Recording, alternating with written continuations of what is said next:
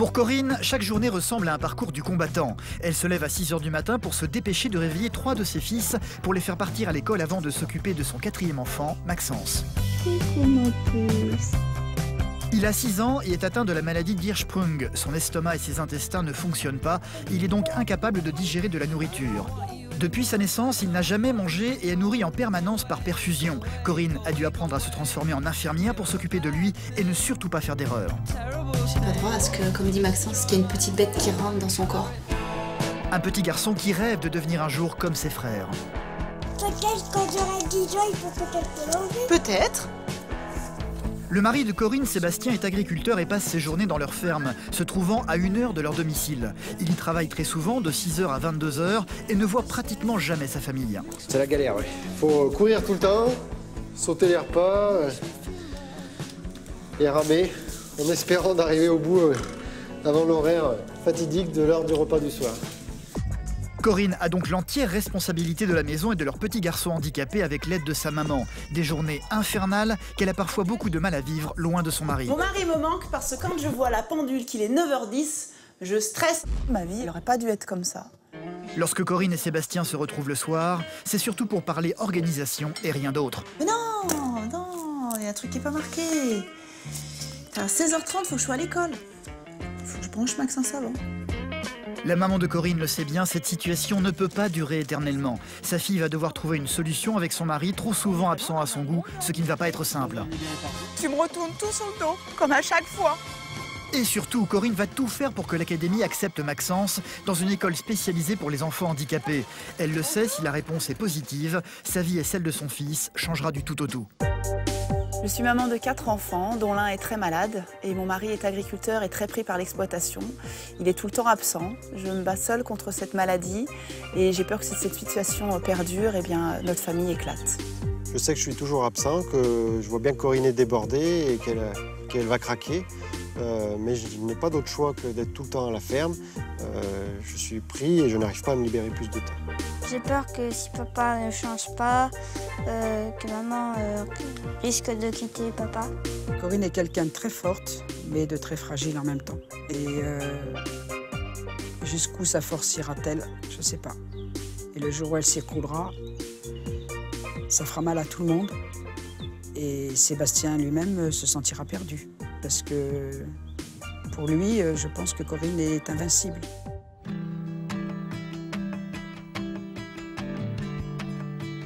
Les journées commencent très tôt dans la famille de Corinne et Sébastien. Ils vivent dans une petite ville non loin de Saint-Étienne, dans cette maison. Comme toujours, Sébastien est le premier à être sur le pont dès 5 h du matin.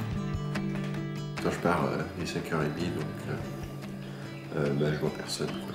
Les enfants, ils dorment à 5h30. Sébastien est agriculteur. Dans sa profession, le travail n'attend pas. En fait, ses enfants ne le voient pratiquement jamais de la journée. Avant de partir, il s'autorise juste d'embrasser sa femme rapidement. C'est toujours avec un certain remords qu'il quitte la maison tous les matins. Le matin, ce que je laisse, c'est toute l'organisation de la vie de famille et puis surtout tout le travail à Corinne. C'est des journées de fou. Leur ferme se trouve à 1 heure de route de chez eux. Sébastien ne rentrera que très tard dans la soirée. Comme il le disait, toute l'organisation de la maison va donc reposer sur les épaules de Corinne, une charge monumentale. C'est un peu avant 6 h du matin qu'elle va se lever à son tour. Son premier geste va être de se désinfecter les mains avant de se rendre auprès de Maxence, l'un de ses 4 enfants. Maxence a 6 ans et est atteint depuis sa naissance de la maladie de Hirschsprung qui affecte tout son système digestif. Il est incapable de digérer de la nourriture. Il est donc nourri en permanence par une perfusion grâce à cette machine se trouvant à côté de son lit. Un appareil que Corinne doit vérifier à chaque instant de la journée. C'est donc dans la chambre du petit garçon qu'elle va se rendre en premier. C'est là où je perds le plus de temps. Il faut tout revérifier, être sûr que la programmation est bonne. Tout est bien fait. Voilà, là c'est parti. Elle va laisser Maxence dormir pour le moment, pour aller réveiller tout le reste de la tribu, en commençant par le plus jeune, Melvin, âgé de 2 ans. Coucou ma puce. Tu veux que je te porte? Il y y a également Evan, 7 ans. Salut. Et le plus grand, Florian, âgé de 9 ans. Bonjour ma puce. Tous les jours, la maman de Corinne, Marie-Hélène, vient lui prêter main forte dès 8 h du matin. Ma mère, heureusement qu'elle est là parce que c'est un maillon indispensable à cause de la maladie. Il y a mon père aussi. Sans eux, je ne sais même pas comment j'aurais pu faire. Ça suffit! Non, ça suffit là. Si tu veux râler, c'est dans ta chambre. Allez, dépêche-toi. T'arrêtes de pleurer ou tu vas dans ta chambre. Parce qu'évidemment, en plus de Maxence, il faut également s'occuper de ses frères, et particulièrement du petit dernier Melvin, qui a tendance à avoir mauvais caractère. Voilà, c'est le matin. Melvin est toujours grognon le matin et toujours grognon le soir. Donc, alors il y a des tempéraments, hein, je me dis, il y a des gens qui ne sont pas du matin. Lui, il n'est pas du matin, il n'est pas du soir. Donc souvent, ça commence comme ça, et c'est ce qui est un petit peu stressant. Le quotidien de Corinne, je le trouve difficile à vivre et très speed. Ça fait beaucoup pour une seule femme. À ce soir. À ce soir. Salut. Les deux plus grands vont partir à l'école. Corinne va pouvoir maintenant réveiller Maxence. Et toi, pendant ce temps-là, tu me ranges toutes les manettes dans la boîte. OK? Allez, c'est super. Chacun son boulot. En fait, le petit garçon ne dort plus depuis un moment déjà et est en train de jouer sur sa console. Allez, on va défaire la poche en attendant. Corinne va devoir très vite se transformer en infirmière et ne surtout pas se laisser endormir par la routine. Elle sait que chacun de ses gestes peut avoir une incidence grave sur son fils. Celui-ci ne peut supporter aucune infection ni aucune maladie. Le moindre petit rhume pourrait entraîner des mois d'hospitalisation. J'ai pas droit à ce que, comme dit Maxence, qu'il y ait une petite bête qui rentre dans son corps. Donc pour ça, eh bien, il faut travailler au maximum dans la propreté. Quand on n'a pas envie de cuisiner, on met un truc dans le micro-ondes, ça va vite, et puis voilà. Ce serait un peu ça, des fois, que j'aurais envie de dire, c'est hop là, on peut pas passer à travers. Non, je suis obligée de le faire. Je peux pas dire, aujourd'hui, on fait un break. Non, c'est... Et pourtant, il y a des fois où le courage me manque. Je dois avouer que ça me manque. Maxence, du haut de ses 6 ans, est un petit garçon très curieux. Régulièrement, sa maman tente de lui expliquer sa maladie. L'intestin, on l'a coupé en deux. Donc, on a une partie qui va dans la poche et une autre petite partie qui sert à rien. Celle qui va dans la poche, c'est celle qui met tout le caca dans la poche. D'accord. Et l'estomac, c'est quoi? Et l'estomac, il est avant. L'estomac, c'est quand on mange, tous les aliments, ils vont dedans. D'accord? Mais comme toi, des fois, ton estomac, il se vidange pas, et bien là, c'est pour le vider. Malgré son handicap, Maxence n'est en rien diminué intellectuellement. De ce côté-là, il est un enfant de 6 ans tout à fait normal. Il a juste un petit défaut de prononciation dû au fait qu'il n'a jamais appris à utiliser sa langue pour se nourrir. Ton rêve, c'est quoi exactement? Être tout le temps débranché et d'être plus malade. Ah ouais, c'est un super beau rêve, ça, dis donc. Mais tu sais que moi aussi, ce serait mon rêve? Oui. Et je crois que le rêve de tout le monde aussi. Hein. Ce serait trop bien. On va jamais enlever tout ça. Bah peut-être qu'un jour, les docteurs, ils y arriveront. Hein. Il faut garder espoir. Peut-être quand j'aurai 10 ans, il faut peut-être l'enlever. Peut-être. Depuis la naissance de Maxence, ma vie, elle est rythmée avec la maladie. Les journées sont devenues des automatismes. Donc je réfléchis pas trop parce que ce serait trop compliqué. Je me prendrais la tête et puis je me dirais comment je vais faire. Donc non, j'avance. Et puis, entre guillemets, adviendra ce qu'adviendra. Maxence n'a jamais mangé de sa vie. Il est nourri toute la journée par perfusion et ne se sépare jamais de son petit chariot sur lequel est accrochée une poche dans laquelle se trouvent tous les aliments nutritifs dont un enfant a besoin. Le traitement de Maxence est pour le moment trop lourd pour que celui-ci puisse aller à l'école. Une fois par semaine, Marilyn, une éducatrice, vient donc éveiller le petit garçon.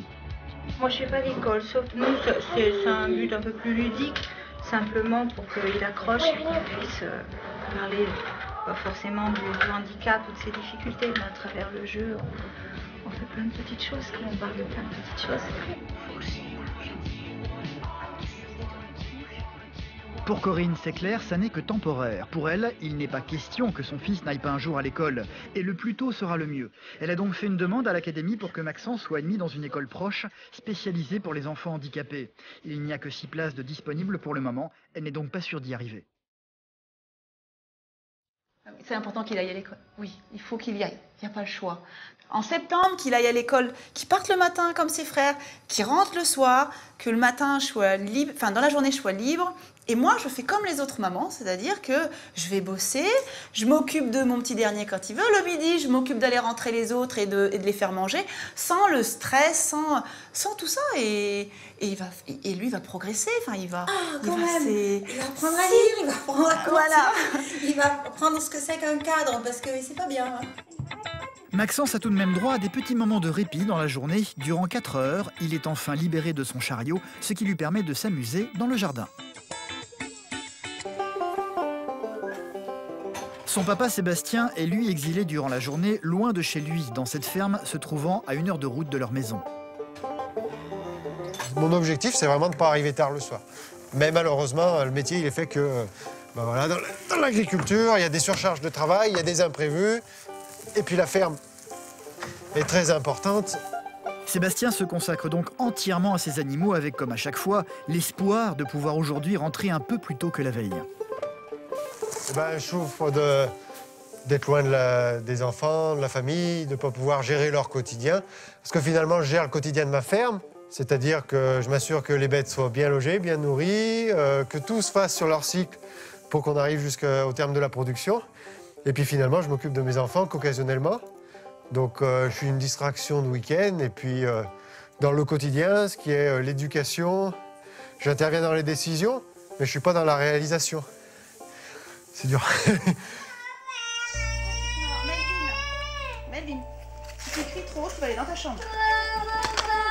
Et tu vas aller te calmer dans ta chambre.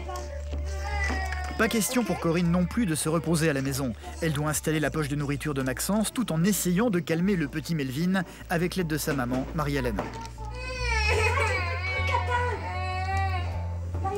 Je vais pas y arriver là.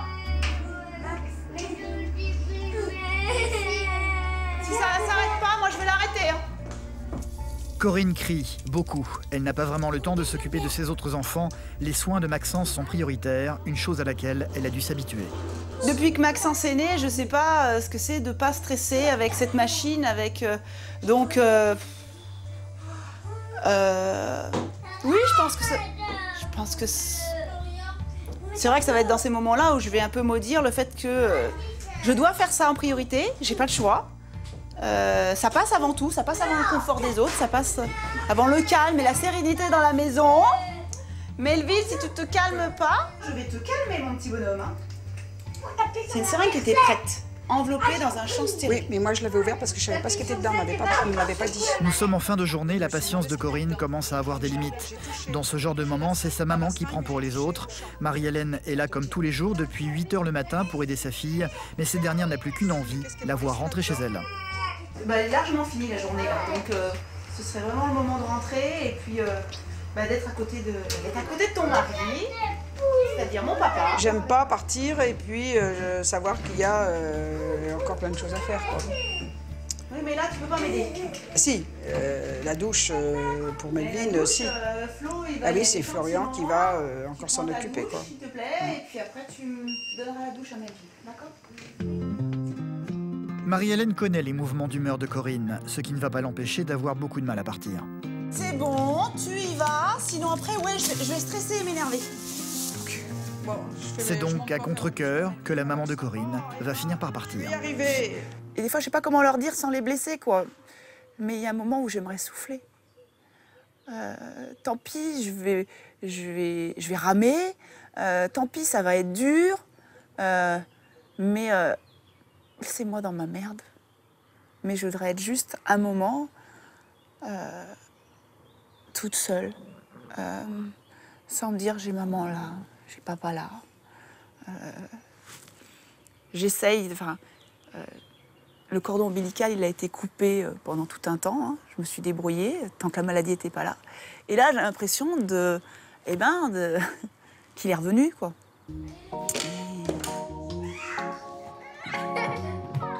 Du haut de ses 9 ans, Florian l'aîné a dû apprendre à devenir responsable. C'est lui qui a désormais la tâche de faire prendre le bain à son petit frère Melvin, qui n'est pas forcément d'accord. Il me manque papa. Parce que papa, il pourrait le faire, ça. Hein, Melvin, il pourrait le faire. C'est dans ce genre de moment que l'absence de Sébastien, son papa, se fait le plus sentir. Je lui en veux quand même, parce qu'il devrait être avec nous. J'ai l'impression d'être l'homme de la maison. Des fois.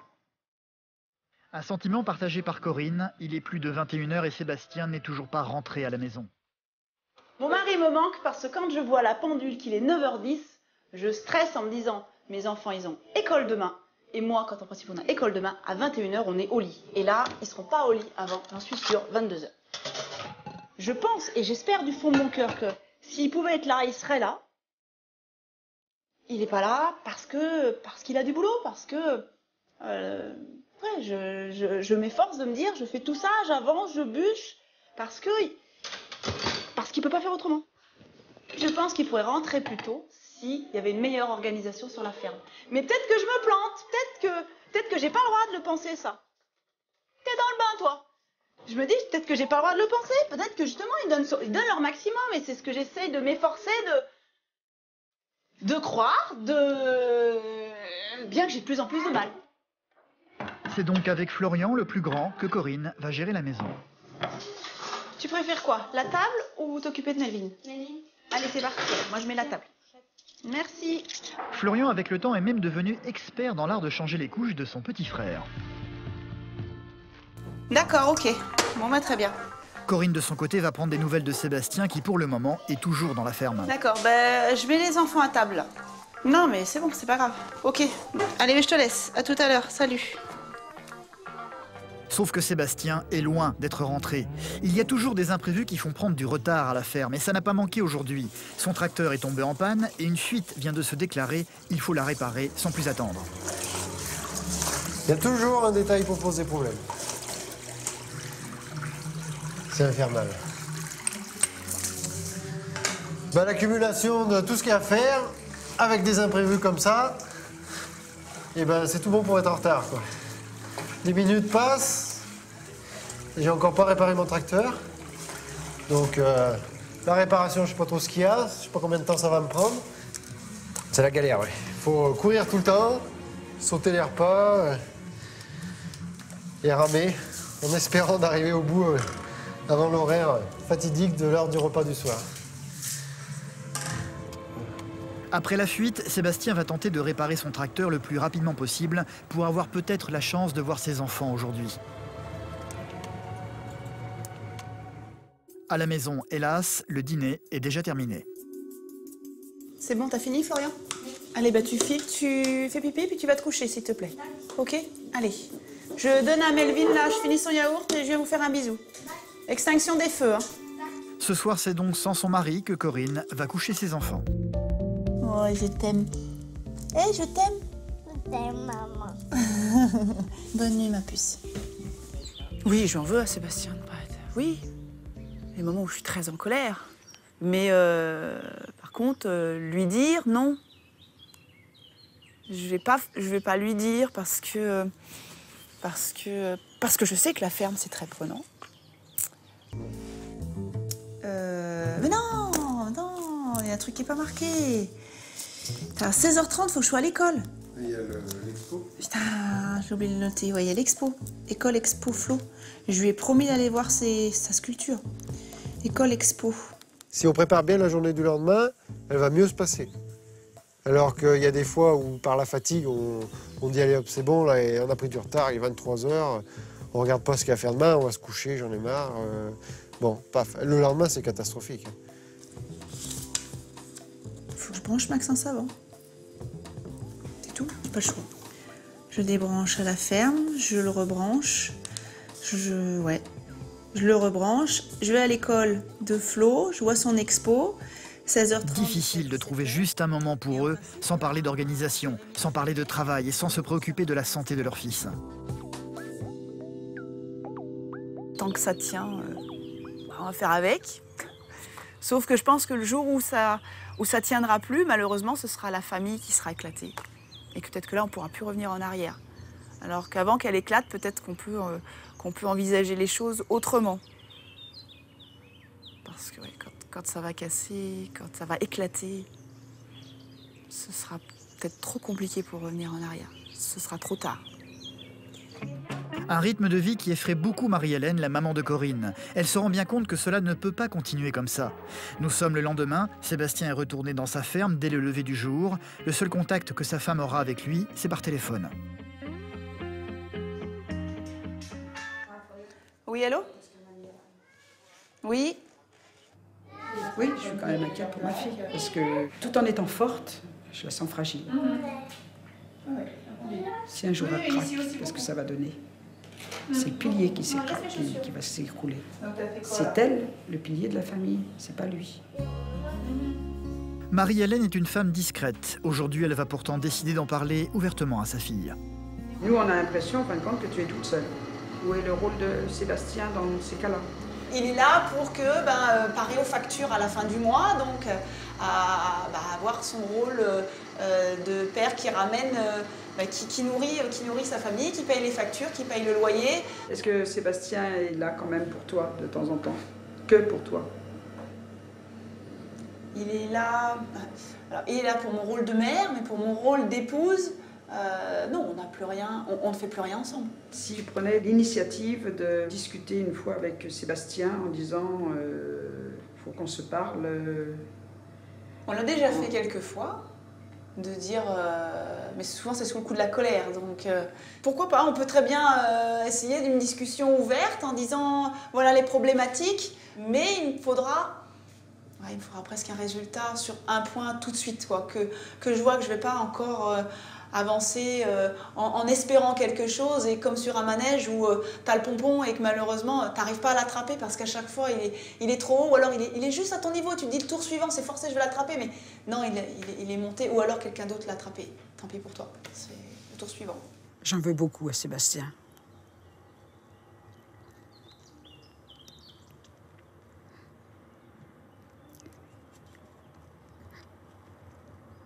De ne pas rendre ma fiance. Je sais que la ferme, c'est quelque chose de très dur. Ça demande beaucoup de temps. Mais il faudrait qu'il ouvre un peu les yeux. Pour que Corinne et Sébastien puissent se parler calmement, ensemble, cela ne s'improvise pas, hélas. Cela s'organise. C'est donc le week-end suivant qu'ils ont décidé de prendre enfin du temps rien que pour eux deux. C'est Marie-Hélène qui aura la charge des enfants et de Maxence ce jour-là. Ils vont pouvoir sortir un petit peu, ça va leur faire du bien, j'espère. Le temps s'y prête, donc oui, déjà ça va être déjà décontractant. Et puis on va essayer. Je le sens tendu, je le sens stressé, donc, mais on va voir. Eh ben, essayez de passer les meilleures heures possibles. Merci. Si Sébastien est un peu tendu, c'est parce qu'il sait qu'il va devoir avoir une conversation sérieuse avec Corinne. C'est en pleine campagne que Corinne et Sébastien vont donc se retrouver pour faire le point à l'occasion d'un petit pique-nique. Il y a une question que je me posais. Si dans l'idéal, c'est ce qu'on espère tous, que Maxence il puisse être scolarisé à la rentrée, ça veut dire que tous les enfants vont partir à l'école à 8h30 le matin, qui vont rentrer à 4h30. Le seul moyen que j'aurais peut-être de me rapprocher de toi et de recréer cette complicité qu'on avait, ce sera d'aller travailler sur la ferme. Ou est-ce que tu penses qu'on arrivera à trouver un autre moyen pour qu'on soit que nous? J'espère qu'on y arrivera. Qu'on puisse, je sais pas, aller faire des courses ensemble ou faire une journée de rangement à la maison avec des activités ou... Me faire du rangement à la maison, moi je le fais tous les jours. Non, mais t'aimes bien ça? J'aime bien faire le rangement. Non. Non, moi j'aimerais bien aller faire des balades en cheval. Le problème, c'est est-ce que toi, tu arriveras à le faire? Mais moi, je te pose la question si toi, tu y arriveras. Tu me poses la question de si moi, j'y arriverai. Donc... Mon cadeau de fête des pères, il y a 2 ans, c'était un repas à 2 au restaurant. Je l'ai bien réclamé, mais je ne l'ai jamais eu. Bah, tu l'as pas assez réclamé parce que... Ah si. Et là, tu m'as répondu, j'aurais l'impression de perdre mon temps parce qu'à ce moment-là, on ne sera pas avec les enfants. Donc tu me fais culpabiliser, quoi. Enfin, je veux dire, en quelque sorte, tu me retournes tout sur le dos, comme à chaque fois. C'est de ma faute, c'est... Je veux dire, là, je te propose un truc. Et du coup, tu me renvoies la balle en me disant, tu me l'as dit, je te le dis. Et puis basta, quoi. Donc, démerde-toi. Enfin, entre guillemets, c'est un peu ça. Hein. Mais non, mais faut... Tu me rebalances un autre truc. Bah si, mais c'est ça, je suis désolée. Parce que si vraiment tu voulais l'améliorer autrement ce quotidien, si vraiment il te faisait chier, eh ben, peut-être que tu chercherais une solution. Mais j'arrête pas à chaque fois de te tendre la perche ou des choses et à chaque fois on revient sur les mêmes choses. Et puis là, bah, c'est ça. Je veux passer du temps avec toi.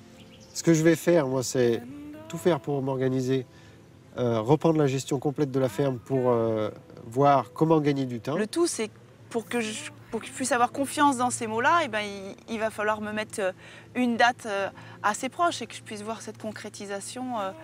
Voilà, que je puisse voir quelque chose, un résultat assez rapide et pas une promesse.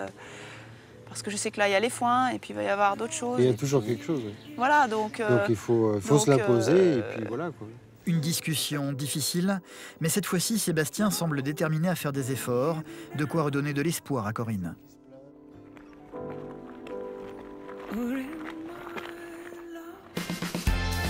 Et Sébastien a envie de montrer sa bonne volonté. Un week-end sur 2, il parvient à se libérer pour passer du temps avec Corinne et ses enfants, ce qui va leur permettre de vivre un plaisir rare, une sortie en bateau, tous ensemble.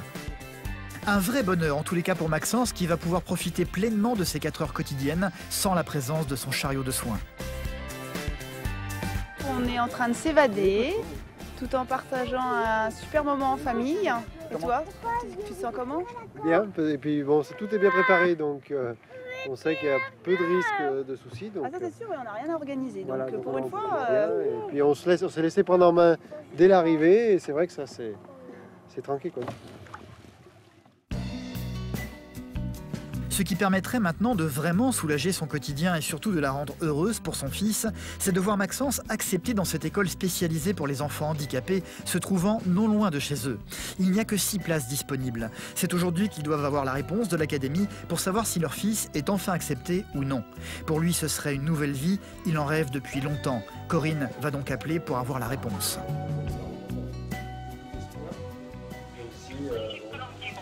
Oui, bonjour madame, excusez-moi de vous déranger, c'est madame Drevel, la maman de Maxence. Je me permettais de vous appeler comme convenu pour, suite à la commission d'hier. Oui. Donc c'était pour savoir ce qui avait été décidé vis-à-vis de Maxence. Eh bien c'est bon, et c'est bon. Ça a gagné. Ah super, c'est trop bien. D'accord, c'est génial, je vous remercie beaucoup.